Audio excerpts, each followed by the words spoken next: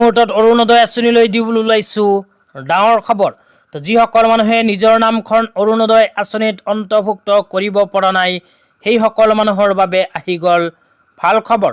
অসম চৰকাৰে নতুনকৈ ঘোষণা কৰিলে অৰুণোদয় 3.0 আঁচনি। তো আপোনালোকে যদি নিজৰ নামখন অৰুণোদয় 3.0 আঁচনিত অন্তৰ্ভুক্ত কৰিব বিচাৰে তেন্তে অনুগ্ৰহ কৰি ভিডিঅ'টো স্কিপ নকৰি প্ৰথমৰ পৰা শেষলৈ চাই থাকিব। লগতে মোৰ চেনেলত নতুন হ'লে প্লিজ চেনেলটো ছাবস্ক্ৰাইব কৰি মোৰ লগত থাকিব। তো বলক ভিডিঅ'টো আৰম্ভ কৰি এই বিষয়ত আমি বিস্তাৰিত জানি লওঁ।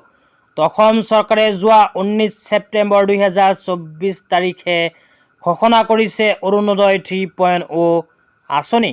তো এইখন আঁচনিত কোনবোৰ মানুহে আবেদন কৰিব পাৰিব, কি যোগ্যতাৰ প্ৰয়োজন হ'ব, এতিয়া আপোনালোকক বিতংভাৱে জনাই আছোঁ। অনুগ্ৰহ কৰি ভিডিঅ'টো স্কিপ নকৰি চাই থাকিব। তো ইয়াতে কোৱা হৈছে কোনে কৰিব পাৰিব আবেদন। তো 1 নম্বৰত কোৱা হৈছে বিধৱা অবিবাহিত মহিলা যাৰ বয়স 45 বছৰতকৈ ঊৰ্ধ্বত। তাৰপিছত কোৱা হৈছে বিবাহ বিচ্ছেদিত আৰু অকলশৰীয়া মহিলা।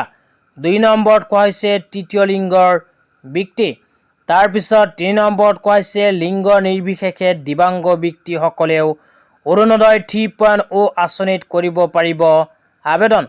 তাৰপিছত 4 নম্বৰত কোৱা হৈছে চৰকাৰী পঞ্জীয়নভুক্ত বৃদ্ধাশ্ৰমত থকা মহিলা তথা বৃদ্ধা ৰোগীয়া মহিলাসকলেও কৰিব পাৰিব অৰুণোদয় 3.0 আঁচনিত আবেদন।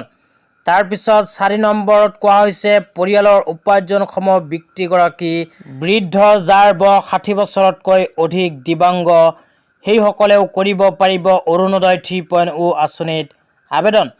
তাৰপিছত 5 নম্বৰত কোৱা হৈছে HIV, থেলেচেমিয়া, হেম'ফেলিয়া, চেৰিবেল পালচি, কুষ্ঠ, অটিজম স্পেক্ট্ৰাম বিকাৰত আক্ৰান্ত থকা ৰোগীৰ পৰিয়ালেও কৰিব পাৰিব আবেদন।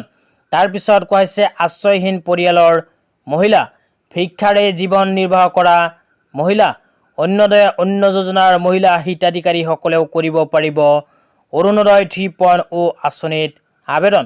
তো আজি ইমানেই, ধন্যবাদ।